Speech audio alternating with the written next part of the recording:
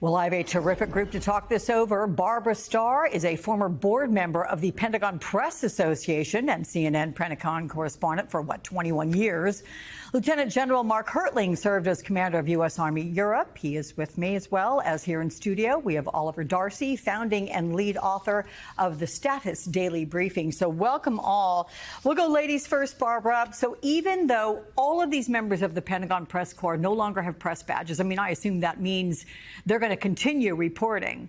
So how do they do that? What does that look like now?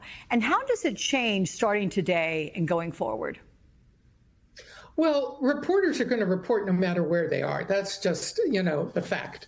And they will continue. They can do it by phone. They can meet in person. They can do email. They can work from home.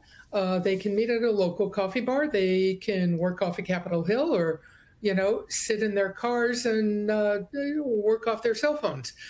This is not going to stop reporting, but I think you have to focus, as I know everyone is, on the real bottom line here. This is about the public's right to know, the American people's right to know how their tax money is being spent at the Pentagon. What is it now? Nearly $1 trillion. What is that money being spent on? What are the troops doing? How are the troops doing on any number of issues? These are all things that are the public's right to know, nothing to do with classified information. And, the work will go on. Mm-hmm. So I'm curious, though, Barbara, your response to Secretary Hegseth's claim. These are basically common sense measures. They're meant to protect classified and national security type of information. I guess I'm asking, logistically, were there times that you were just walking the halls of the Pentagon and you'd happen upon somebody and they said to you, hey, I've got something and it's classified and I'm going to tell you right here in the hallway? Is that where you would get stuff? No. I got to tell you, in all my years, nobody, classified information didn't leap out of the hallways into my hands. General Hertling, who, of course, served in the Pentagon, can explain in much greater detail than I can. But classified information, classified workspaces in the Pentagon are all behind locked doors, cameras, locks, heavily monitored. Reporters have no access to that information. And Mr. Hegseth knows this, or he should know it. He is concerned, obviously, about leaks of classified information, as is every defense secretary. But you go after the leakers, there's not a reason to go after the free press in this country. I don't know of any reputable news organization that goes out there and solicits classified information. The really disturbing fact about what he's doing, of course, is that he's also trying to restrict access to unclassified information. This is why reporters have to turn in their passes. They could potentially be prosecuted for having a conversation, for asking a question about unclassified information that hasn't been pre-approved by Mr. Hegseth. Reporters are not Pentagon stenographers. That is just remarkable. They could possibly be prosecuted for asking a question.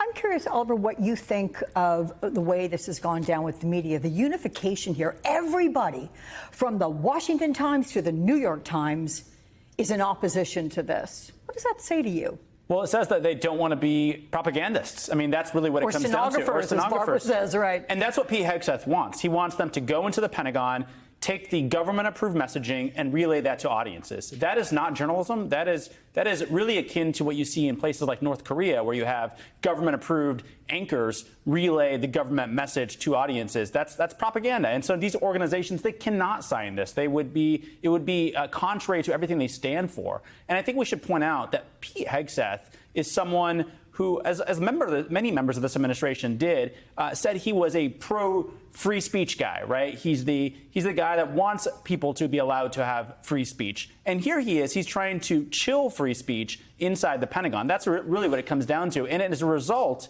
he is depriving the public of an understanding of what is happening inside one of the most powerful institutions on this planet.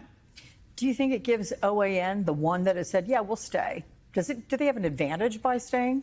I don't know if they have much of an advantage. I think actually the reporters who have actual sources inside the Pentagon are going to have the real advantage here because they're still going to communicate with them and get the real story behind the scenes. OAN, to be clear, is a propaganda network. It's a Donald Trump propaganda network. And so this is not surprising that they have gone along with this. I think it is surprising to some extent that outlets like Newsmax have also said we're not going to follow. And Fox.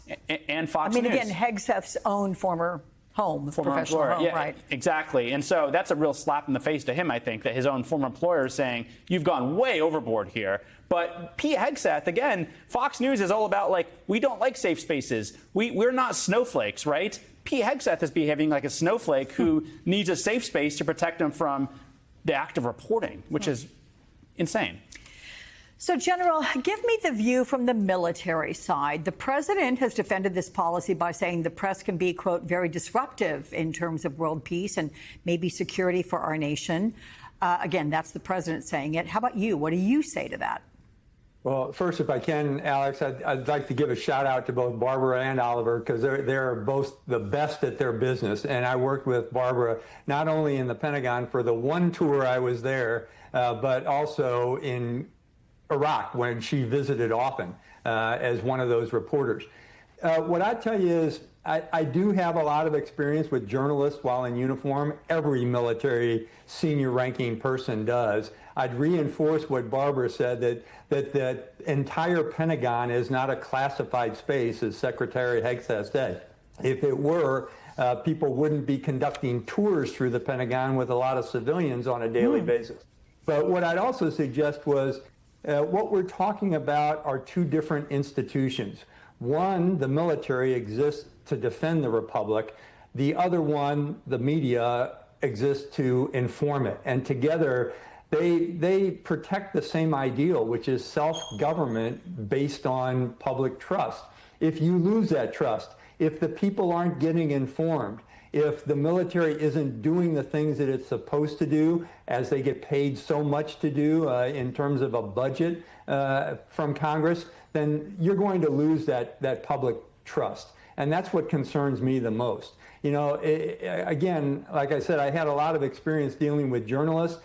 From a military perspective, I don't speak from all senior officers, but I will tell you, I welcomed the press, because it gave us a chance to tell our story of what soldiers were doing, of what operations were going on, of the kind of issues that we had, of the misread of the American public sometime that journalists were informing.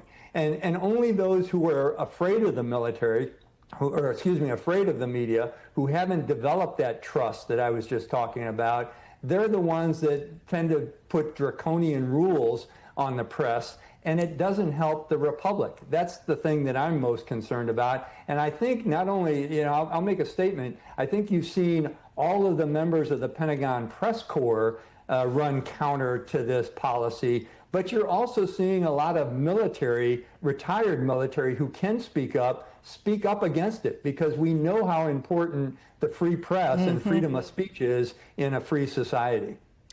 And you know, Barbara, it would be one thing if the secretary, again, former employer Fox News, was giving regular briefings. He is doing the opposite. And according to The Hill, Hegseth has not briefed Pentagon reporters in nearly 4 months, and the press secretary, Kingsley Wilson, has not conducted a briefing in 2 months.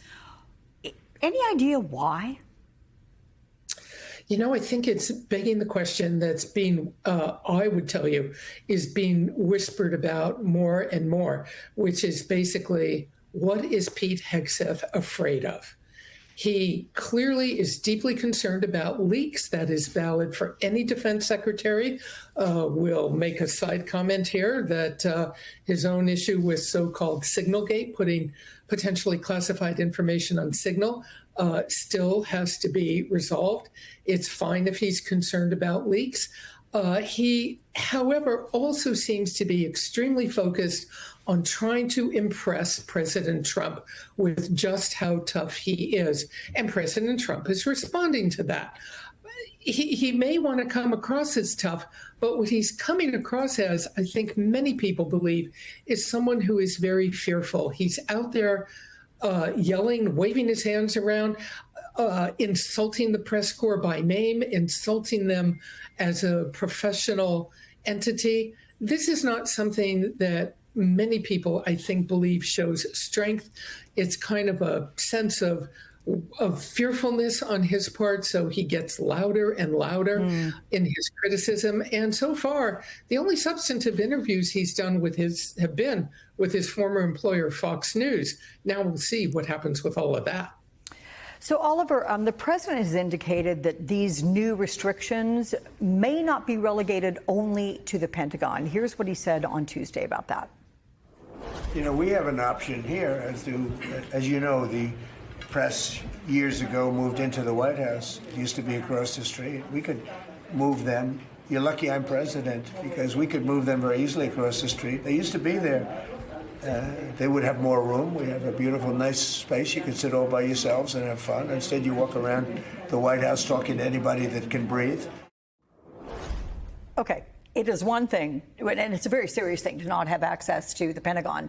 The president there implying maybe it could get cut off within the White House. What's your reaction to that? Well, I would not rule anything out, because this president has assaulted the press in a number of ways, whether it's filing lawsuits against them, smearing them by organization, and going after them in a number of ways. So you can't rule anything out. And he has had this fantasy, I think, of kicking the press off of White House grounds. Former press secretary Stephanie Grisham from his first term had said that that was something that was floated and he wanted. But I have a hard time thinking that this television-obsessed president is going to boot the cameras from the White House. He loves sitting there, like he did right on that screen, talking to the press, knowing his remarks are being carried live by other networks. And so, whether he actually follows through and exiles the press from White House grounds, it's certainly possible, but, I have a hard time seeing it.